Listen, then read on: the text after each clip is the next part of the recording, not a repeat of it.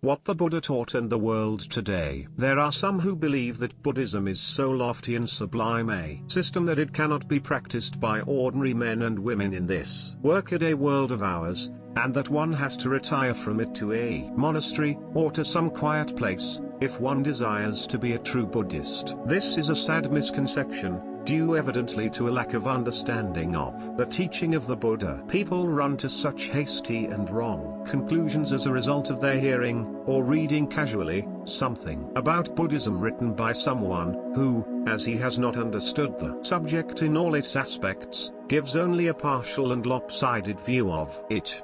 The Buddha teaching is meant not only for monks in monasteries, but also for ordinary men and women living at home with their families. The Noble Eightfold Path, which is the Buddhist way of life, is meant for all, without distinction of any kind. The vast majority of people in the world cannot turn monk, or retire into caves or forests. However noble and pure Buddhism may be, it would be useless to the masses of mankind if they could not follow it in their daily life in the world of today. But if you understand the spirit of Buddhism correctly, and not only its letter, you can surely follow and practice it while living the life of an ordinary man. There may be some who find it easier and more convenient to accept Buddhism, if they do live in a remote place, cut off from the society of others. Others may find that that kind of retirement dulls and depresses their whole being both physically and mentally, and that it may not therefore be conducive to the development of their spiritual and intellectual life. True renunciation does not mean running away physically from the world. Sariputta, the chief disciple of the Buddha, said that one man might live in a forest devoting himself to ascetic practices, but might be full of impure thoughts and defilements. Another might live in a village or a town, practicing no ascetic discipline, but his mind might be pure, and free from defilements. Of these two, said Sariputta, the one who lives a pure life in the village or town is definitely far superior to, and greater than, the one who lives in the forest. The common belief that to follow the Buddha teaching one has to retire from life is a misconception. It is really an unconscious defense against practicing it. There are numerous references in Buddhist literature to men and women living ordinary, normal family lives who successfully practiced what the Buddha taught, and realized nirv. Vakigata the Wanderer, whom we met earlier in the chapter on anatta, once asked the Buddha straightforwardly whether there were laymen and women leading the family life, who followed his teaching successfully and attained to high spiritual states. The Buddha categorically stated that there were not one or two, not 100 or 200 or 500, but many more laymen and women leading the family life who followed his teaching successfully and attained to high spiritual states. It may be agreeable for certain people to live a retired life in a quiet place away from noise and disturbance, but it is certainly more praiseworthy and courageous to practice Buddhism living among your fellow beings, helping them and being of service to them. It may perhaps be useful in some cases for a man to live in retirement for a time in order to improve his mind and character, as preliminary moral, spiritual and intellectual training, to be strong enough to come out later and help others. But if a man lives all his life in solitude, thinking only of his own happiness and elevation, without caring for his fellows, this surely is not in keeping with the Buddha teaching, which is based on love, compassion, and service to others. One might now ask, if a man can follow Buddhism while living the life of an ordinary layman, why was the Sangha, the order of monks, established by the Buddha? The order provides opportunity for those who are willing to devote their lives not only to their own spiritual and intellectual development, but also to the service of others. An ordinary layman with a family cannot be expected to devote his whole life to the service of others, whereas a monk, who has no family responsibilities or any other worldly ties, is in a position to devote his whole life for the good of the many, for the happiness of the many, according to the Buddha advice. That is how in the course of history, the Buddhist monastery became not only a spiritual center, but also a center of learning and culture. The Sigla Sutta, number 31 of the Digha Nikaya, shows with what great respect the layman life his family and social relations are regarded by the Buddha. A young man named Sigla used to worship the 6 cardinal points of the heavens: East, South, West, North, Nadir and Zenith, and obeying and observing the last advice given him by his dying father. The Buddha told the young man that in the able discipline, Aryasa Vinaya, of his teaching, the 6 directions were different. According to his able discipline, the 6 directions were: East, parents; South, teachers; West, wife and children; North, friends, relatives and neighbors; Nadir, servants, workers and employees; Zenith, religious men. And he should worship these 6 directions?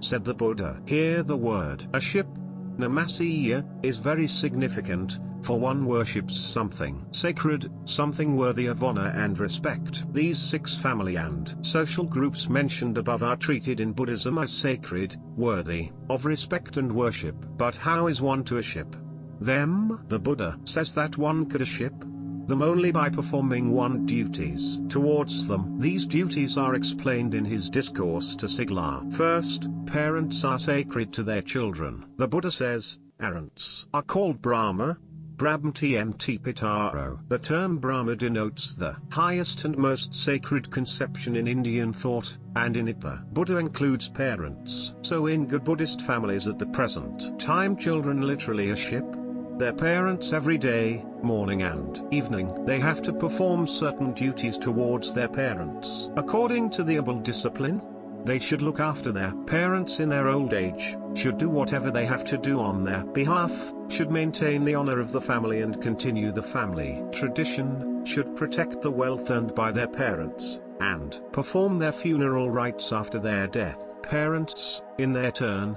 have certain responsibilities towards their children. They should keep their children away from evil courses, should engage them in good and profitable activities, should give them a good education, should marry them into good families, and should hand over the property to them in due course. Second, the relation between teacher and pupil. A pupil should respect and be obedient to his teacher, should attend to his needs if any, should study earnestly, and the teacher, in his turn, should train and shape his pupil properly, should teach him well, should introduce him to his friends, and should try to procure him security or employment when his education is over. Third, the relation between husband and wife. Love between husband and wife is considered almost religious or sacred. It is called Sadra Brahmakaraya Akad family life. Here, too, the significance of the term Brahma should be noted. The highest respect is given to this relationship. Wives and husbands should be faithful, respectful and devoted to each other,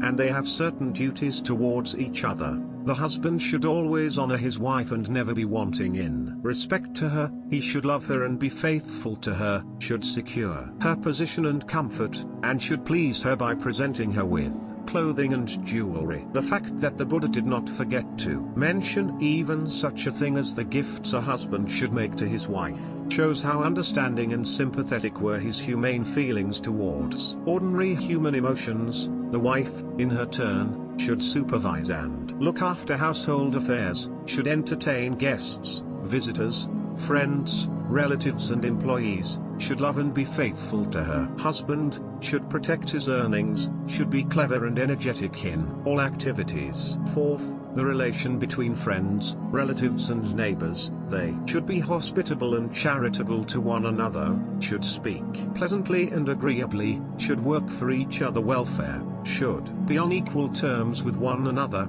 should not quarrel among themselves, should help each other in need, and should not forsake each other in difficulty. Fifth, the relation between master and servant. The master or the employer has several obligations towards his servant or his employee. Work should be assigned according to ability and capacity, adequate wages should be paid, medical needs should be provided, occasional donations or bonuses should be granted. The servant or employee, in his turn, should be diligent and not lazy, honest and obedient and not cheat his master. He should be earnest in his work. Sixth, the relation between the religious, lit. recluses and brahmas. And the laity, lay people should look after the material needs of the religious with love and respect. The religious with a loving heart should impart knowledge and learning to the laity, and lead them along the good path away from evil. We see then that the lay life, with its family and social relations, is included in the above discipline, and is within the framework of the Buddhist way of life, as the Buddha envisaged it. So in the Sutta Nikaya, one of the oldest Pali texts, Sakka, the king of the gods, Devas, declares that he worships not only the monks who live a virtuous holy life, but also disciples, Upsaka, who perform meritorious deeds, who are virtuous, and maintain their families righteously. If one desires to become a Buddhist, there is no initiation ceremony, or baptism, which one has to undergo. But to become a bhikkhu, a member of the order of the Sangha, one has to undergo a long process of disciplinary training and education. If one understands the Buddha teachings, and if one is convinced that his teaching is the right path, and if one tries to follow it, then one is a Buddhist. But according to the unbroken age-old tradition in Buddhist countries, one is considered a Buddhist if one takes the Buddha, the Dhamma, the teaching, and the Sangha, the order of monks, generally called Triple Gem Euro S1 refuges, and undertakes to observe the 5 precepts, Pasiya Salah, the minimum moral obligations of a lay Buddhist. 1. Not to destroy life. 2. Not to steal. 3. Not to commit adultery. 4. Not to tell lies. 5. Not to take intoxicating drinks, citing the formulas given in the ancient texts. On religious occasions, Buddhists in congregation usually recite these formulas, following the lead of a Buddhist monk. There are no external rites or ceremonies which a Buddhist has to perform. Buddhism is a way of life, and what is essential is following the Noble Eightfold Path. Of course, there are in all Buddhist countries simple and beautiful ceremonies on religious occasions. There are shrines with statues of the Buddha, stupa or djibasonbo trees in monasteries where Buddhists worship, offer flowers, light lamps and burn incense. This should not be likened to prayer in theistic religions. It is only a way of paying homage to the memory of the master who showed the way. These traditional observances, though inessential, have their value in satisfying the religious emotions and needs of those who are less advanced intellectually and spiritually, and helping them gradually along the path. Those who think that Buddhism is interested only in lofty ideals,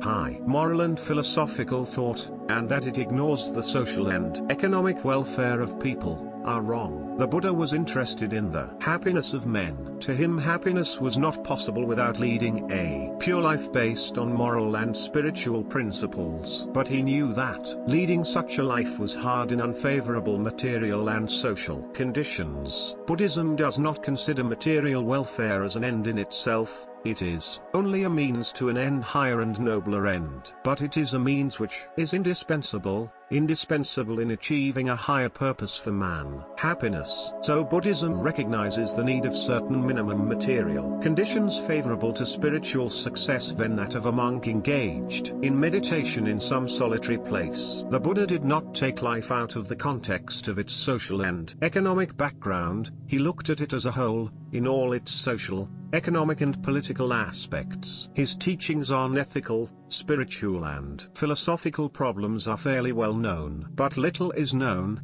particularly in the West, about his teaching on social, economic and political matters. Yet there are numerous discourses dealing with these, scattered throughout the ancient Buddhist texts. Let us take only a few examples. The Cakkavati's Handa Sutta of the Digha Nikaya, number 26, clearly states that poverty, djia, is the cause of immorality and crimes such as theft, falsehood, violence, hatred, cruelty, etc. Kings in ancient times, like governments today, tried to suppress crime through punishment. The Vedanta Sutta of the same Nikaya explains how futile this is. It says that this method can never be successful. Instead, the Buddha suggests that, in order to eradicate crime, the economic condition of the people should be improved, grain and other facilities for agriculture should be provided for farmers and cultivators, capital should be provided for traders and those engaged in business,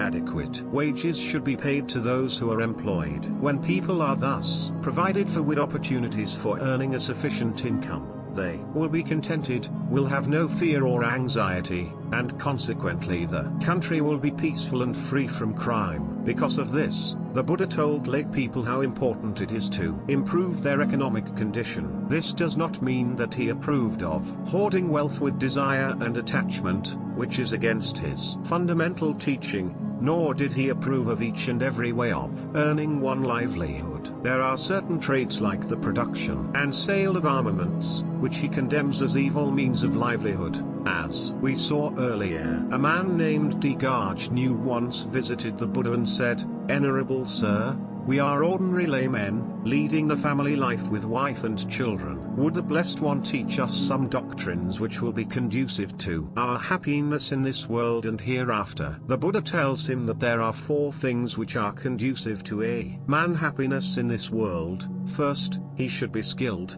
efficient, earnest, and energetic in whatever profession he is engaged, and he should know it well, Atthna Sampad. Second, he should protect his income, which he has thus earned righteously, with the sweat of his brow. Rakasampad. This refers to protecting wealth from thieves, etc. All these ideas should be considered against the background of the period. Third, he should have good friends, Kali Mitta, who are faithful, learned, virtuous, liberal and intelligent, who will help him along the right path away from evil. Fourth, he should spend reasonably, in proportion to his income, neither too much nor too little, i.e., he should not hoard wealth avariciously, nor should he be extravagant. In other words, he should live within his means, samaj vikat. Then the Buddha expounds the 4 virtues conducive to a layman. Happiness hereafter. 1. Sad. He should have faith and confidence in moral, spiritual and intellectual values. 2.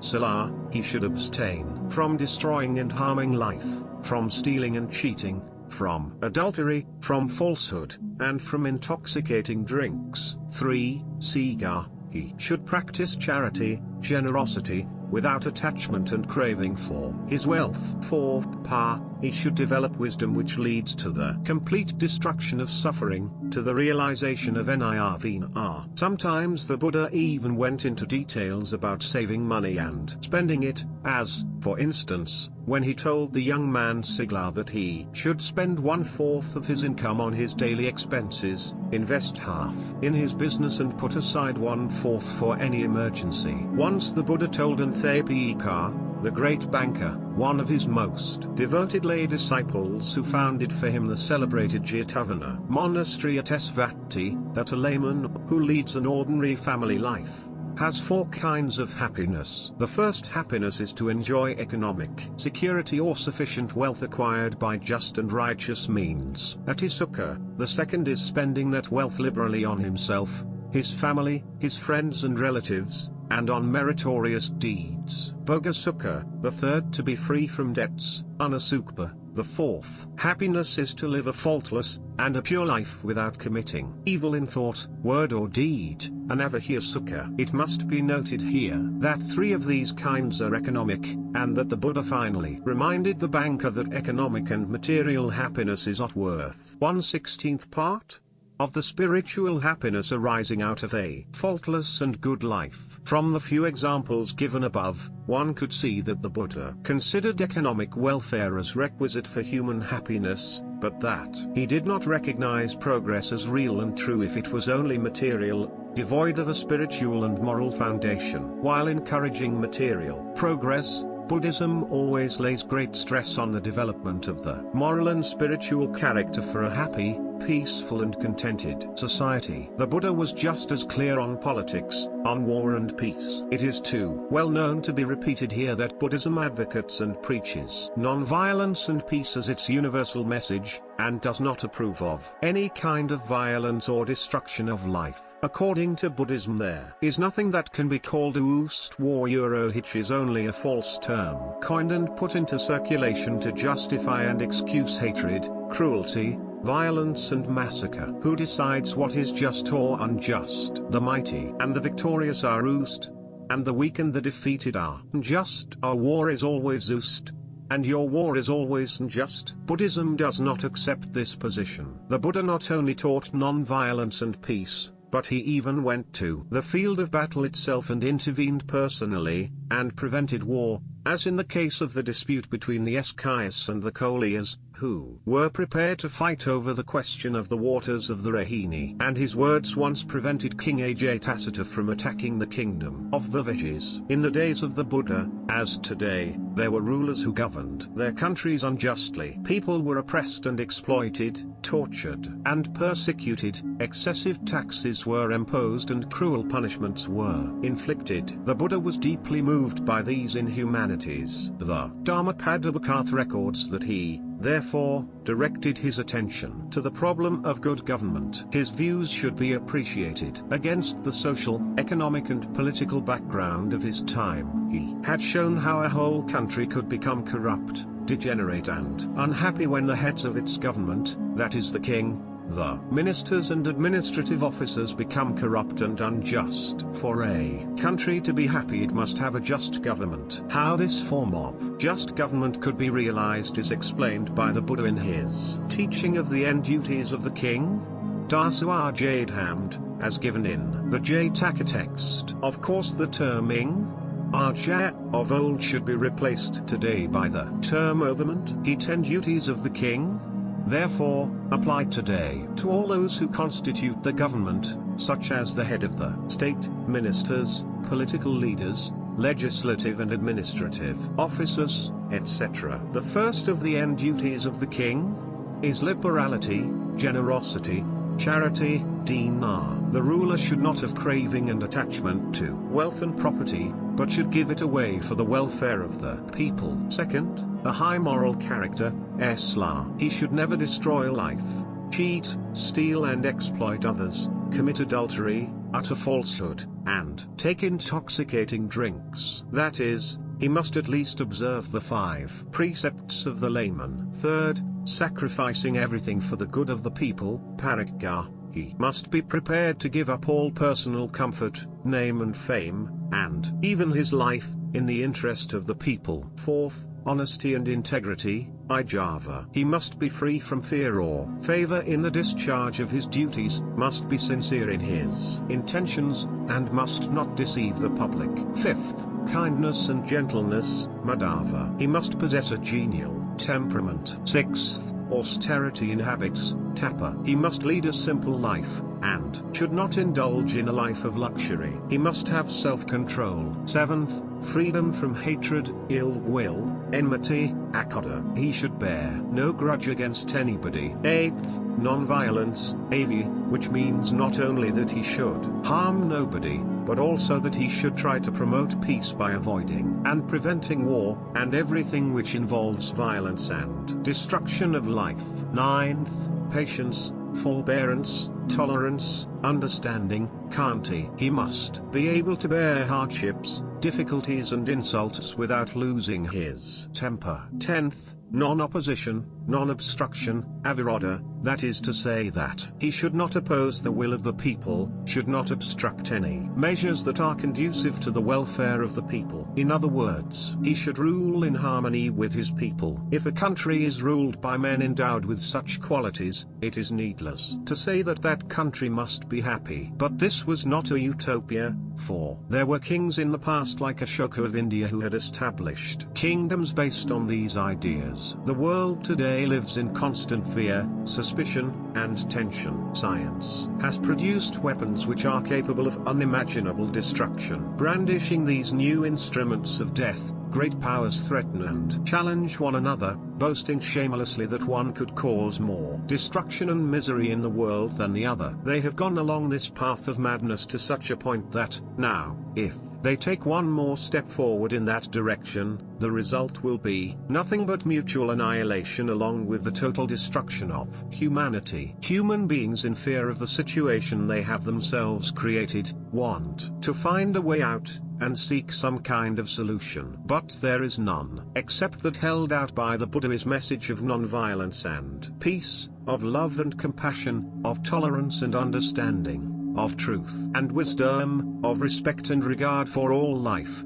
of freedom from selfishness, hatred and violence. The Buddha says, ever by hatred is hatred appeased, but it is appeased by kindness. This is an eternal truth. Ni should win anger through kindness, wickedness through goodness, selfishness through charity, and falsehood through truthfulness. There can be no peace or happiness for man as long as he desires and thirsts after conquering and subjugating his neighbor. As the Buddha says, he victor breeds hatred, and the defeated lies down in misery. He who renounces both victory and defeat is happy and peaceful.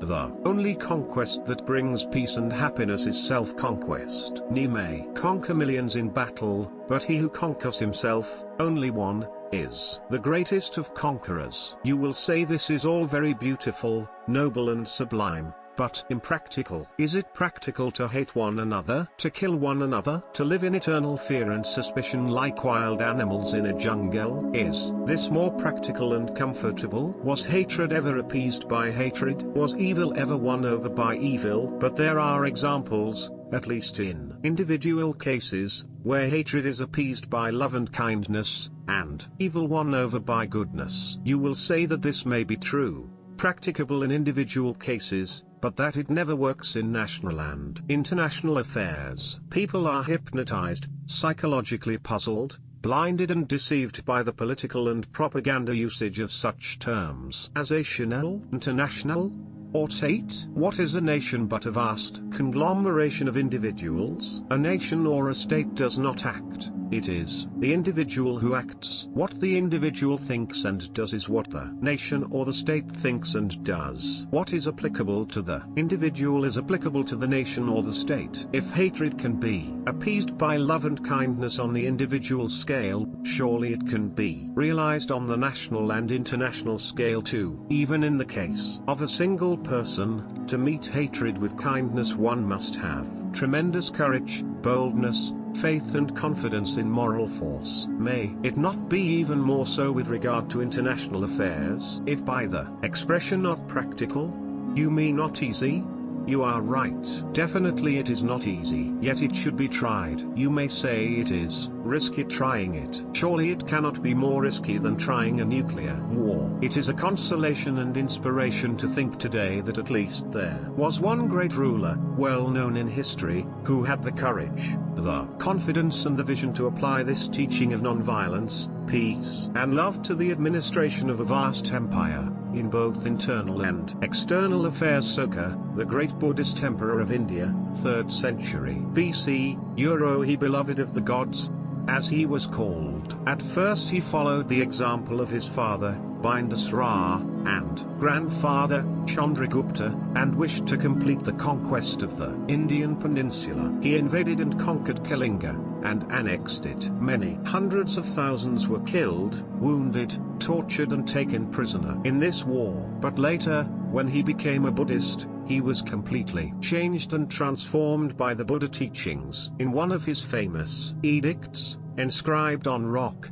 Edict 13, as it is now called, the original of which one may read even today, referring to the conquest of Kalinga, the emperor publicly expressed his repentance, and said how extremely painful it was for him to think of that carnage. He publicly declared that he would never draw his sword again for any conquest, but that he wishes all living beings non-violence, self-control, the practice of serenity and mildness. This, of course, is considered the chief conquest by the beloved of the gods, i.e., Ashoka, namely the conquest by piety, Bhama Vijaya.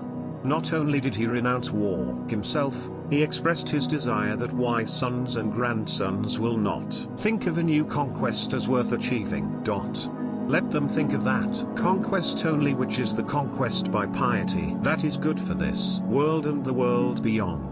This is the only example in the history of mankind of a victorious conqueror at the zenith of his power, still possessing the strength to continue his territorial conquests, yet renouncing war and violence and turning to peace and non-violence. Here is a lesson for the world today. The ruler of an empire publicly turned his back on war and violence and embraced the message of peace and non-violence. There is no historical evidence to show that any neighboring king took advantage of Ashoka piety to attack him militarily, or that there was any revolt or rebellion within his empire during his lifetime. On the contrary, there was peace throughout the land, and even countries outside his empire seem to have accepted his benign leadership. To talk of maintaining peace through the balance of power, or through the threat of nuclear deterrence, is foolish. The might of armaments can only produce fear, and not peace. It is impossible that there can be genuine and lasting peace through fear. Through fear can come only hatred, ill will and hostility, suppressed perhaps for the time being only, but ready to erupt and become violent at any moment. True and genuine peace can prevail only in an atmosphere of